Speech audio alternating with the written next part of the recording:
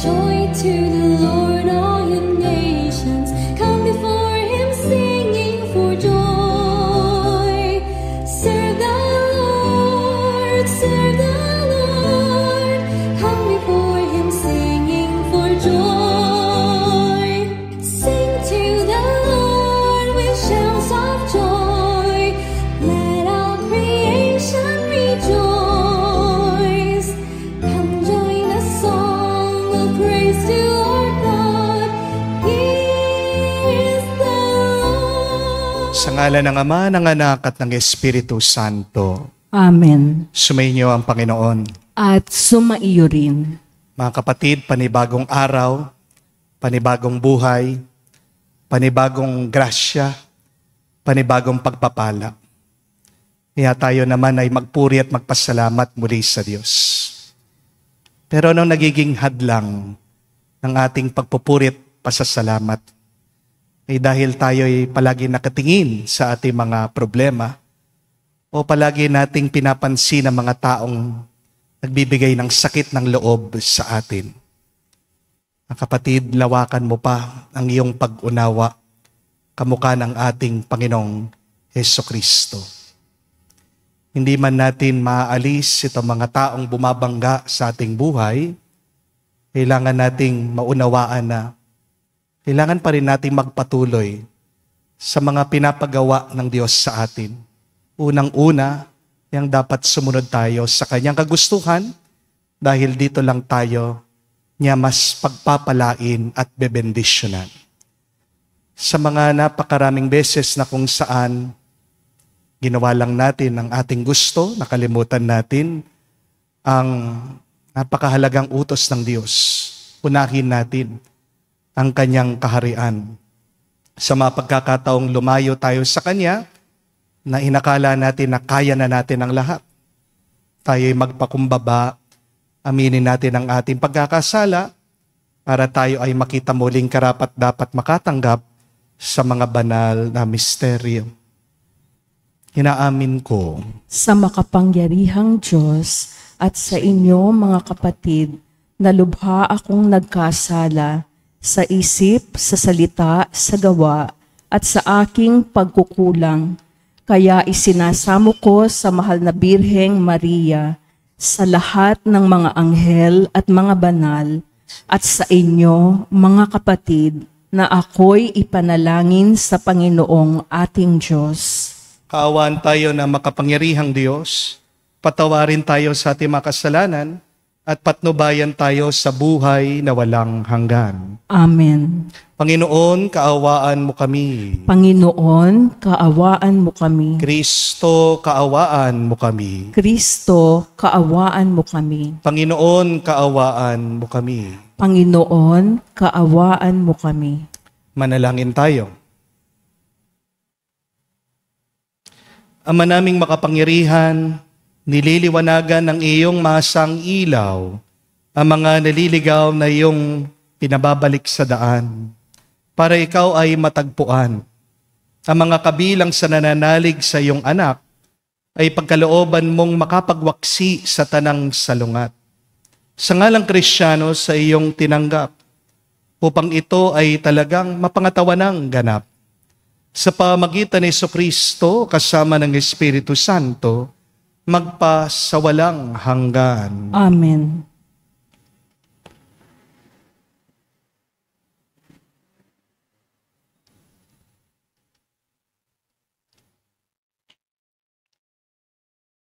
Pagbasa mula sa aklat ng Exodo. Noong mga araw na iyon, gumawa sina Moises at Aaron ng maraming kababalagan.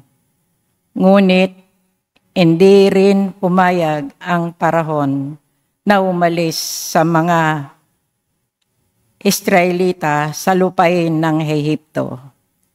Sinabi ng Panginoon kina Moises at Aaron, mula ngayon ang buwan na ito ang magiging buwan ng taong para sa inyo. At sabihin ninyo sa buong pamayanan ng Israel na ikasampung araw ng buwan na ito, Bawat puno ng sambahayan ay pipili ng isang kordero o biserong kambing para sa kanyang pamilya. Kung maliit ang pamilya at hindi mauubos ng isang buong kordero, magsasalo sila ng kalapit na pamilya na hindi rin makakaubos ng isang buo. Ang dami ng magsasalo-salo sa isang kordero ay babatay sa dami ng makakain ng bawat isa. Kailangan ang kordero ay lalaki, 1 taong gulang, walang pinsala o kapintasan. Kung walang tupa, ay kahit kambing. Alagaan itong mabuti hanggang sa ika-14 na buwan at sa kinagabihan, sabay-sabay napapatayin ng buong bayan ang kani-kanilang kordero. Kukuha sila ng dugo nito at ipapahid sa mga hamba ng sombrero ng pintuan ng bahay. Nakakainan ng kordero.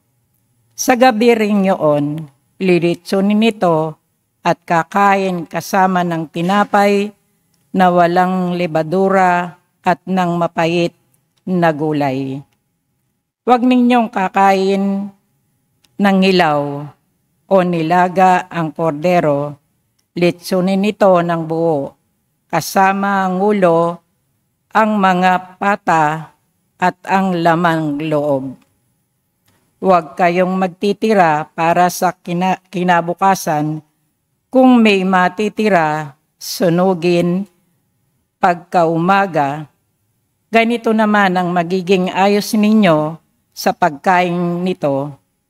Nakabigkis, nakasandalyas, at may tangang tungkod. Dali-dali ninyong pagkain nito, ito ang Paskwa ng Panginoon. Sa gabing yun, lilibutin ko ang buong Ehipto at papatay ng lahat ng panganay na lalaki, maging tao o hayop man. At parurusahan ko ang lahat ng Diyos-Diyosan sa Ehipto. Ako ang Panginoon. Lalampasan ko ang lahat ng bahay na makita kong may bahid ng dugo at walang pinsalang mangyayari sa inyo sa pagpaparusa ko sa buong Ehipto. Ang dugo ang siyang magiging palatandaan ng Israelita nakatira sa bahay na iyon. Ang araw na ito'y ipagdiriwang ninyo magpakailanman bilang pista ng Panginoon. Ang salita ng Diyos. Salamat sa Diyos. Sa Panginoong tumubos, kalis ng inumi handog. Sa Panginoong tumubos, kalis ng inumi handog. Sa Diyos ko't Panginoon, anong aking hihahandog? Sa lahat ng kabutihan sa akin ay kaloob. Ang handog ko sa dambana ay inumin na masarap bilang aking pagkilala sa ginawang pagliligtas. Sa Panginoong tumubos, kalis ng inumi handog. Masakit sa kalooban ng Panginoon kung may papanaw. Kahit ito ay isa, labis siyang magdaramdam. Katulad ng aking ina, maglilingkod akong lubos, yamang ako'y niligtas, kinalinga at tinubos. Sa Panginoong tumubos, kalis ng inumi handog. Ako'y ngayoy maghahandog ng hahing pasasalamat. Ang handog kong panalangin sa iyo ko ilalagak. Sa templo ng Jerusalem ay doon ko ibibigay ang anumang pangako kong sa iyo ay binitiwan. sa Panginoong tumubos, kalis ng inumi handog.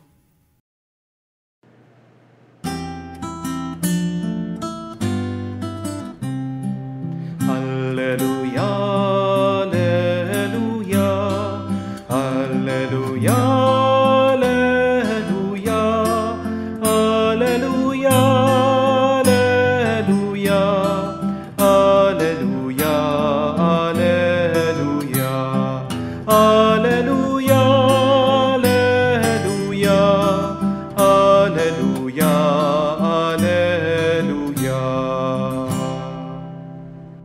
Ang tinig ko'y pakikinggan ng kabilang sa aking kawan.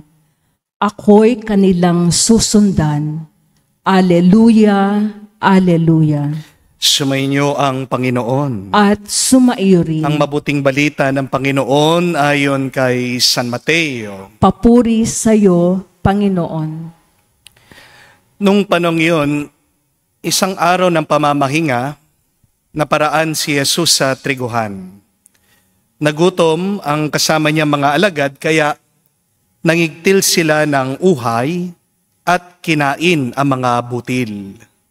Na makita ito ng mga Pariseo, sinabi nila sa kanya, "Tignan mong ginagawa ng iyong mga alagad.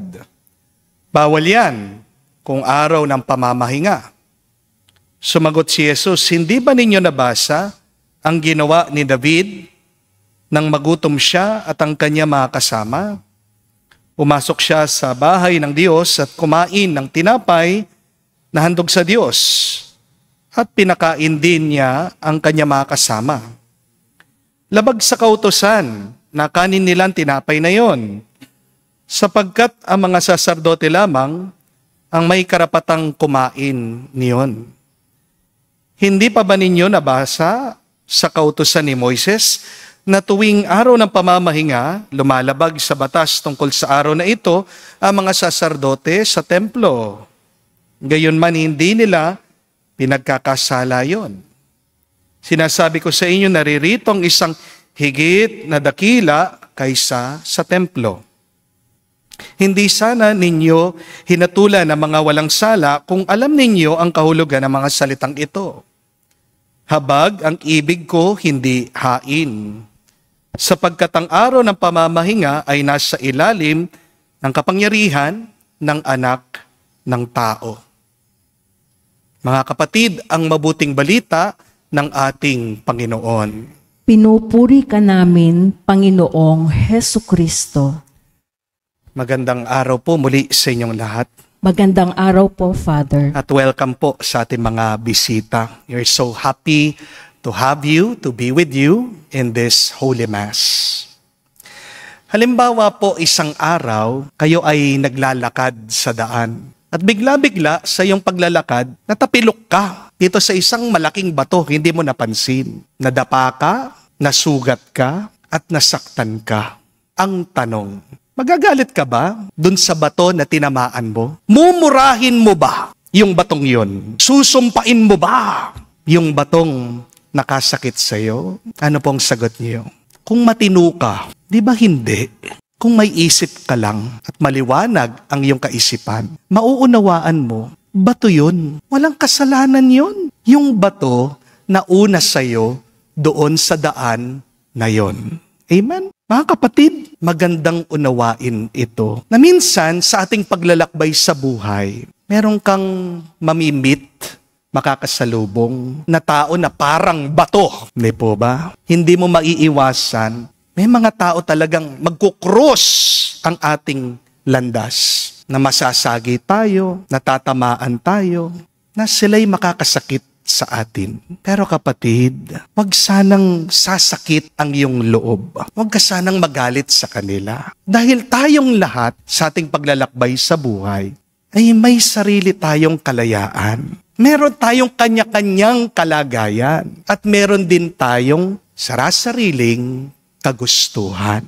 We all have our own minds. We all have our own dreams. We all have our own plans and agenda. And sometimes, you cannot control it. Our plans, our dreams, our desires will clash with one another.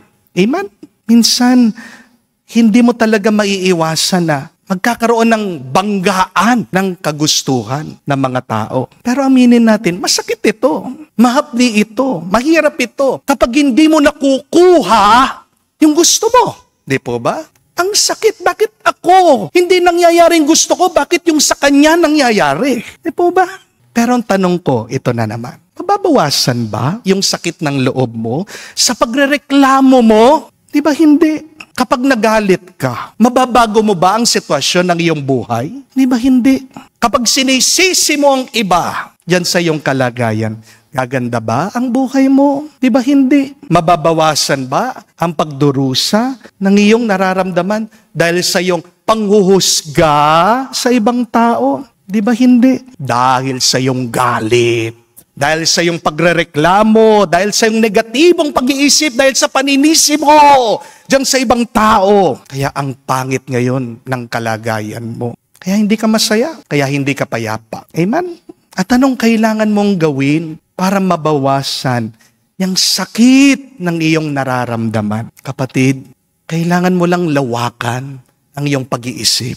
Dagdagan mo pa ang iyong pag-uunawa sa iba. If you want to feel better, be more understanding. Amen? At ang ating Panginoong Jesucristo, balikan niyo ang ating ebanghelyo, mabuting balita. May kaaway siya, mga Pariseo. Palagi niyang inuunawa. Alam naman ni Jesus kung saan nanggagaling yung mga kaaway niya yung mga Pariseo. Para kasi sa kanila, ang pinakamahalaga ay yung batas. Sa mga Hudyo po kasi, bawal magtrabaho sa araw ng pamamahinga, yung tinatawag nilang Sabbath Day. At kahit na yung pagkuha lang ng bunga, tinuturing na po nila itong trabaho. Pero pinakita ng ating Panginoong Jesucristo, meron pang mas mahalaga kaysa sa batas. The law is important, and yet mercy and love is primary, is the priority.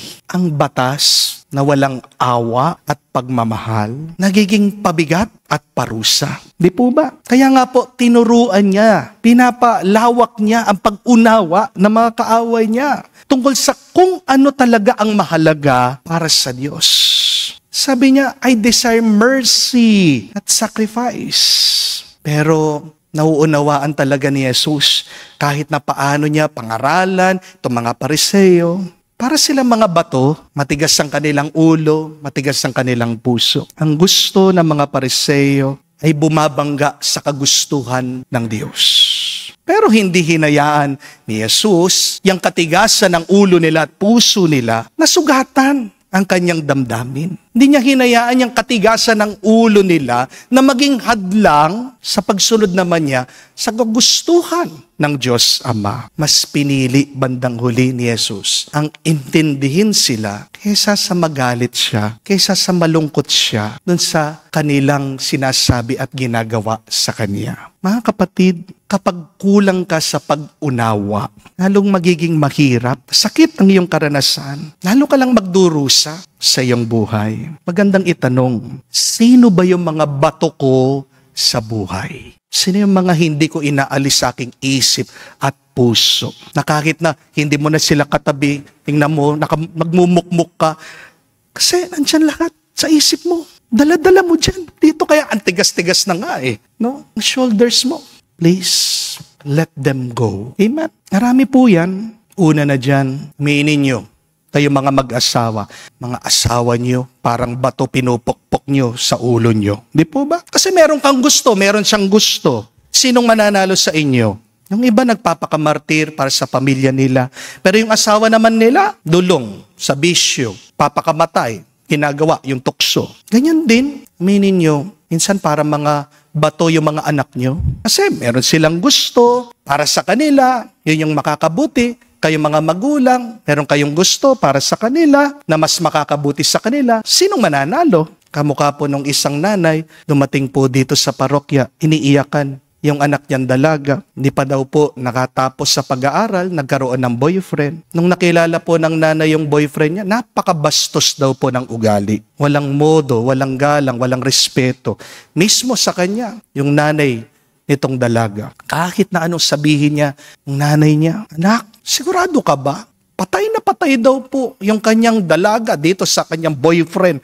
Sinabihan pa nga siya na, wala kang kwentang nanay. Hindi mo nire-respeto yung gusto ko, itong gusto ko. Sakit po nun para sa isang ina. Hindi po ba? Walang ibang ninanais sa mga magulang. Yung mapabuti lang, yung kanilang mga anak, yung makamtan nilang kanilang mga pangarap. Pagkatapos, nakikita mo, yung anak mo, sinasayang niya, tinatapon niya, yung pinagpaguran mo, yung sinakripisyo mo, sa wala. Minsan, parang bato din yung mga katrabaho natin. Nakikiusap ka sa boss mo para lang makasama mong pamilya mo pero hindi ka pinagbibigyan. Kasi para sa boss mo, ang pinakamahalaga, dapat ang buhay mo, yung trabaho mo eh. Pero diba, there is life after work. Anong nangyayari? Sinasakripisyo mo, ang pinakamahalaga, yung iyong pamilya para sa trabaho. Anong sinasabi ng iba sa inyo? Anong dahilan nila? Father, wala akong magawa eh. Kailangan ng pera. Oo, kailangan ng pera. Pero kailangan mo din ng iyong pamilya. Di po ba? Pero yan ang isang bato ng ating buhay na kailangan nating harapin. Marami ang mga bato pa na ating haharapin. Marami ang mga bato pa ang makakasagi sa atin, makakasakit sa atin. Pero kapatid, sana kamukha ng ating Panginoon. Harapin mo ang mga batong yan ng may pag-uunawa, may pagpapasensya. Bakit naging napakagaan para sa ating Panginoon kahit na siya'y binabato ng mga masasakit na salita? Hindi niya hinayaan na manatili ito sa kanyang isip at puso. Palagi niyang inintindi, inunawa ang mga taong ito. Jesus always tried to understand their situation. Anong magagawa mo? Ang mga tao ay tao. Amen? Iba-iba tayo eh. Ganyan talaga mister mo, ganyan talaga ang anak mo, ganyan talaga ang boss mo eh. Please, understand that people are people. Eh nung nga nagkasala ang tao, di ba? Ang Diyos, di naman tayo binura sa mundong ito. Napakadali para gawin ng Diyos yun. In just one click, God can kill all of us. And yet, God forgave. God is so merciful to all of us. So please, don't blame people for being people. Kahit na gusto mo maging perpekto ang ibang tao, tandaan mo kapatid, ikaw, hindi ka perpekto. Amen? Pero kahit na tao tayong nagkakamali, nasasaktan ng iba, tandaan sana natin ang palaging hamon at tawag ng Diyos na magpakabuti at magpakabanal. Isipin nyo din po ito, ang buhay ay parang boxing match. Kahit na anong edad mo, kahit na anong sitwasyon mo, meron at meron kang makakatuos. Meron at meron kang makakalaban. At ang magagawa mo, 3 bagay lang. Una, depensahan mo ang sarili mo. Pagtanggol mo ang sarili mo sa iba, huwag ka na lang magpapabugbog sa kanila. Amen? Pero pangalawa, kung hindi mo kayang depensahan ang iyong sarili, kung hindi mo kayang pagtanggol ang iyong sarili, tumakas ka. Umiwas ka. There is no shame in avoiding people who are hurting you. Pero meron pa pong pangatlo. Harapin mo mga tao na nakakasakit sa iyo. Magpakatatag ka. Kung pagkatapos mong pinagtanggol ang sarili mo, iniwasan mo na nga sila, at wala pa rin silang tigil, sinasaktan ka nila, pinapahiya ka nila, dinadown ka nila, huwag ka naman magpapaabuso. Harapin mo sila. Sagutin mo sila. Kung paano ang ating Panginoon, sinagot niya mga kaaway niya. Hindi niya pinabayaan ni Jesus na atakihin lang siya.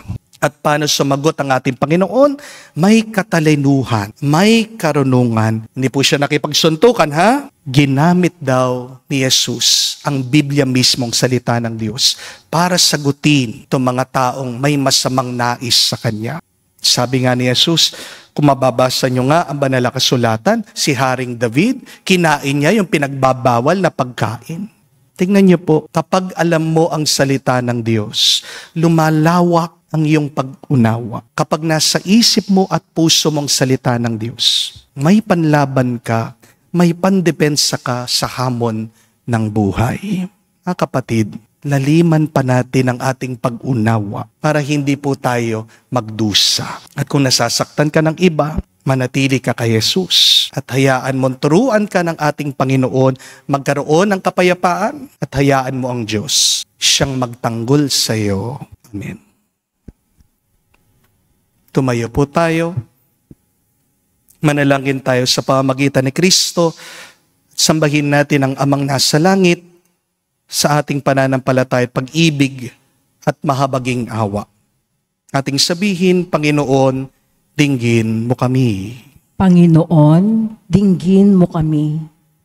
Ang mga Kristiyano saan man naway, hindi maging mga taong ang kilos ay legalismo at manlabas lamang, kundi maging mga taong may puso na ginagawa ang nararapat bilang mga anak ng Diyos.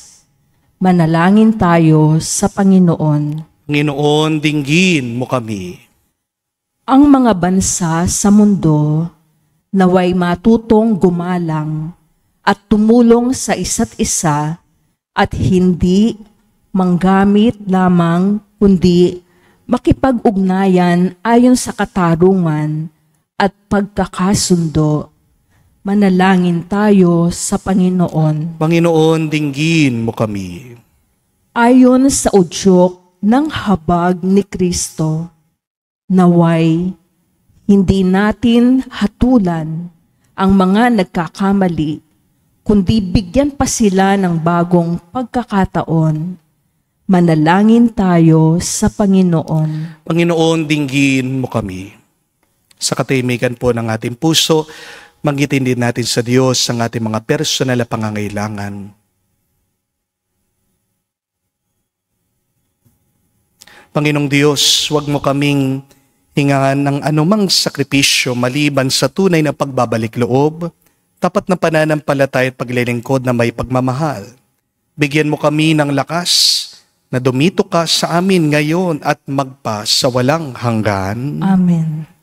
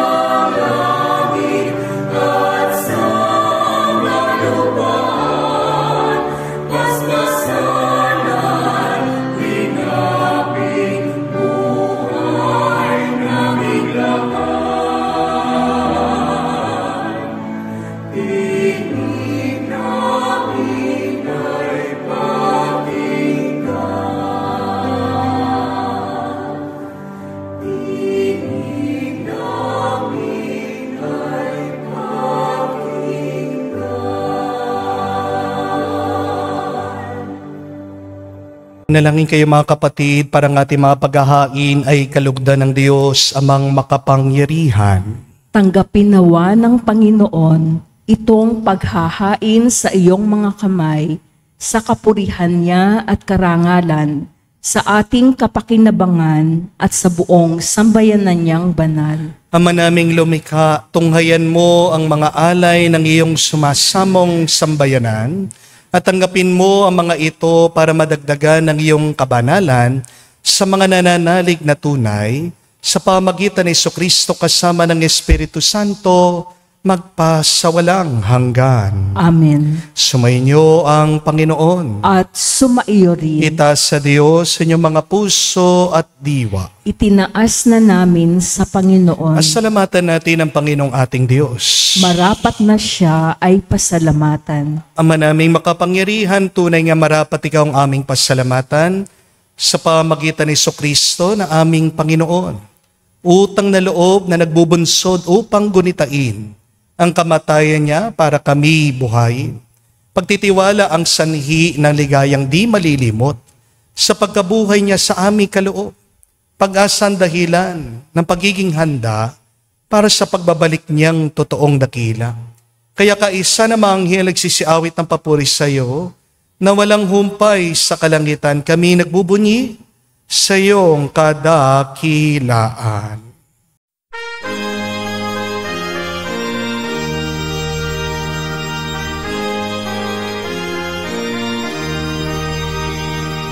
Santo, Santo, Santo, Panginoong Diyos ng mga hukbo. Napupuno ang langit at lupa ng kadakilaan mo. Hosana sa kaitasan, pinagpalang na paninito sa ngalan ng Panginoon. Hosana sa kaitasan, Hosana sa kaitasan.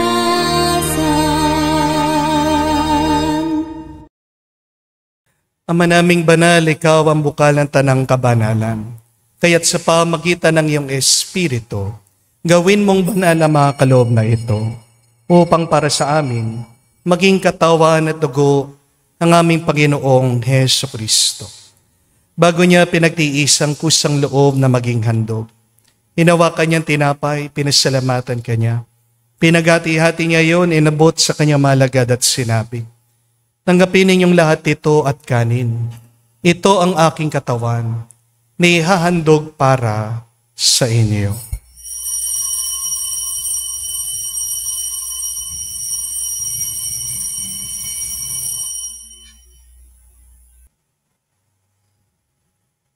Gayon din naman na matapos ang hapunan, hinawakan niyang kalis.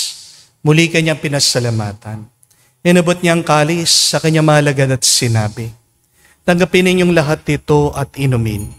Ito ang kalis ng aking dugo, ng bago at walang hanggang tipan. Ang aking dugo na ibubuhos para sa inyo at para sa lahat. Sa ipagpapatawad ng mga kasalanan, gawin ninyo ito sa pag-alaala sa akin."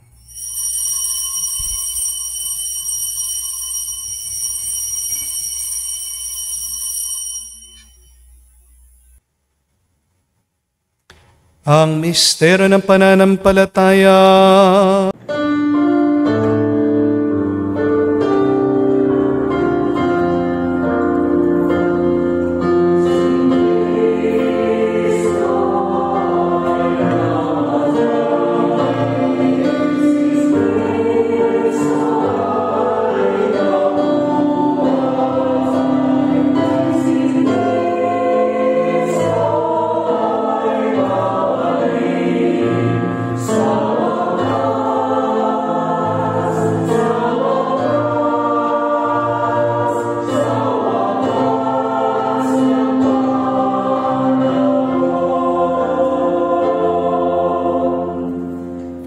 Ama, ginagawa namin ngayon ang pag-alaala sa pagkamatay muling pagkabuhay ng iyong anak.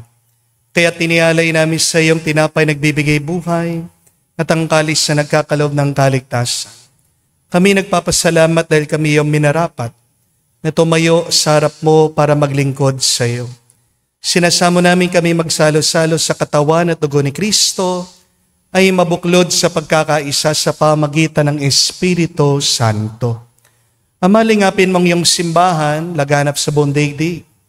Puspusin mo kami sa pag-ibig. Kaisa ni Leon ang aming Santo Papa, si Florentino aming Arsobispo ng Tanang Kaparian. Alalahanin mo rin ang aming mga kapatid na nahimlay, may pag-asang sila'y muling mabubuhay. Gayon din naman lahat ng mga pumanaw. Kawan mo't sila't patuloyin sa iyong kaliwanagan. Kawan mo't pangitapatin kaming lahat, makasalo sa iyong buhay na walang wakas. Kaisa na mahal na Birhen Maria, Ina ng Diyos. Kaisa ni San Jose, ang kanyang maluwalhating esposo. Kaisa na mga apostol, lahat ng mga banal, na namuhay dito sa daigdig na kalugod-lugod sa iyo. May pagdiwang naman namin ang pagpupuri sa kararangal mo sa pamagitan ng iyong anak aming Panginoong Heso Kristo. Sa pamamagitan ni Kristo, kasama niya at sa Kanya, ang lahat ng parangal at papuri ay sa iyo, Diyos Ama, makapangyarihan, kasama na Espiritu Santo, magpasawalang hanggan. Amen, amen, amen. Sa nakagaling na utos sa turo ni Jesus sa Panginoon natin na Diyos, ipahayag natin ng lakas loob.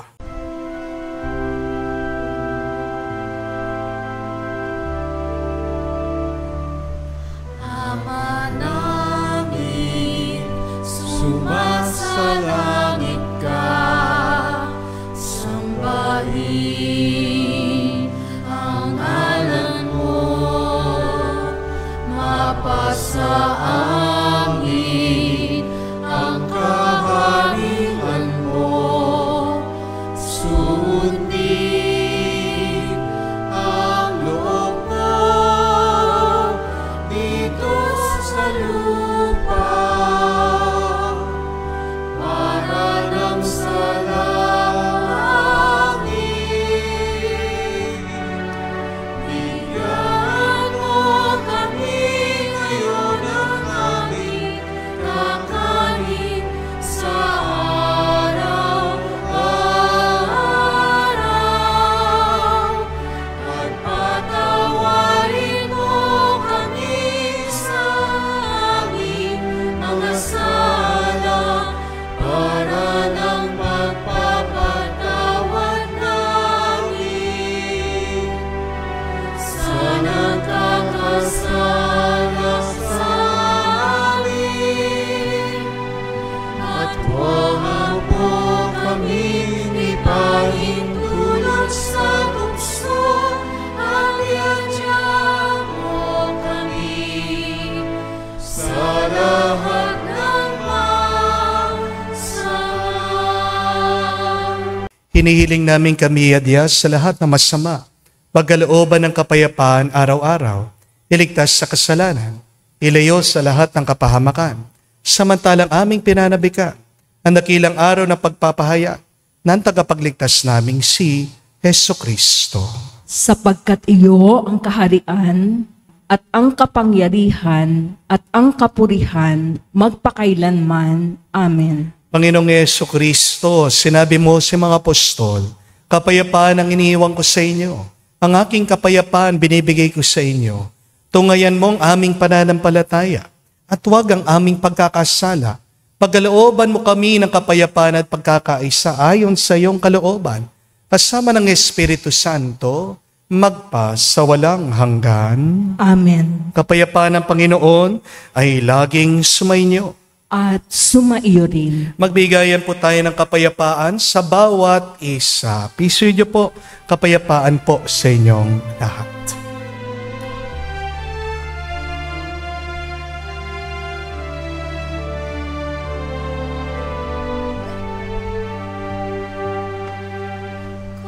Kordero ng Diyos na nag-aalis ng mga kasalanan ng sanlibutan, maawa ka sa amin.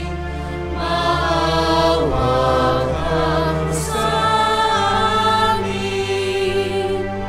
Kordero ng Diyos na nag-aalis ng mga kasalanan ng sanlibutan, maawa ka sa amin.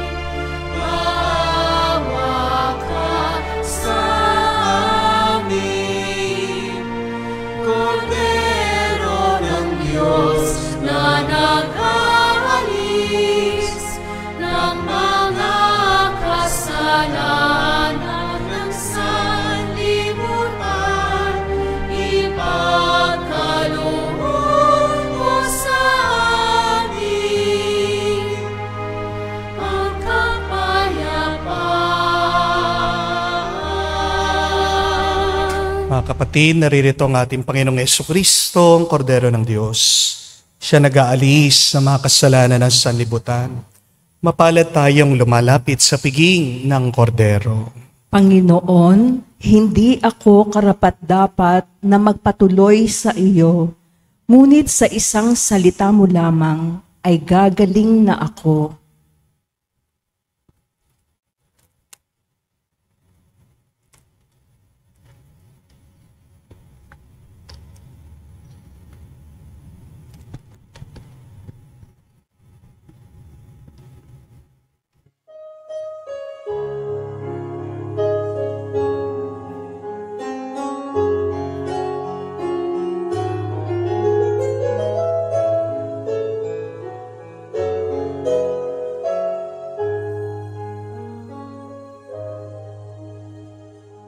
Stay with me, Lord, that I may never forget you. Stay with me, Lord, because I'm weak. Stay with me, Lord, for you are my life. Stay with me, Lord, for you are my life. Oh, I need you, Lord Jesus, in this night of exile. Stay with me, Lord Jesus, in the breaking of the breath of darkness, disperses all darkness. The force that sustains me, the unique joy of my heart. Manalangin tayo. Ama naming mapagmahal, kaming mga pinagsalo mo sa piging na banal, ay makatanggap nawa ng bungang karagdagan ng iyong pagliligtas na aming pinagdiriwang. Sa pamagitan ni Jesucristo kasama ng Espiritu Santo, magpasawalang hanggan. Amen. Ang matinong isip, ang mabuting kaluluwa, ay hindi magagalit kapag siya ay nasagi o tinamaan ng iba. Yung tao na natapilok, nadapa sa bato, pag yan ay nagmumura, ibig sabihin, may problema ang kanyang pag-iisip, lalong-lalo ng kanyang kaluluwa. So make an inspection, an evaluation of your mind and of your soul. Kung galit na galit ka dahil tinatamaan ka ng iba, sumasalungat sila sa iyong kagustuhan, sila ba talaga ang may problema? Kasi kung payapa ang iyong kalooban, kahit na anong mangyari sa iyong labas, mananatiling payapa ang iyong nararamdaman. Di po ba? Kasalanan ba talaga nila? O baka meron lang nangyayaring hindi tama sa iyong loob? Be honest with that. As you try to understand other people, for your assignment, I challenge you, try to always understand yourself. Unawain mo, saan nanggagaling? Yang iyong inis, yang iyong galit, ang iyong pagkamuhi, ang iyong frustration, ang iyong stress, ang iyong pressure sa buhay. Pag nakikilala mo, nauunawaan mo yung sarili, mas kokonti yung pagiging reactive mo sa iba. Dahil kung palagi kang nagre-react, sumasagot sa iba, walang katapusan yan. magiging away yan. It will become a cycle of violence, a cycle of fighting. Don't need to fight in life. You just need to journey. Tayo nandito hindi lang para makipag-away. Tayo nabubuhay dito sa mundo para maglakbay pabalik sa Diyos. Mas masarap naglalakbay kaysa sa nakikiaway. Amen? Hayaan mo yung mga tao na ugaling bato. Basta't ang pinakamahalaga, tawangis mo ang Diyos para maging malambot ang iyong puso. Pag naging malambot ang iyong puso, magiging magaan ang iyong buhay. Sumainyo ang Panginoon. At sumaiyo rin. At kayo basbasa ng Diyos makapangyarihan sa lahat, sa ngalan ng Ama, ng Anak, ng Espiritu Santo. Amen. Ang ating misa ay natapos na. Pumayo kayo sa kapayapaan ni Kristo. Salamat sa Diyos.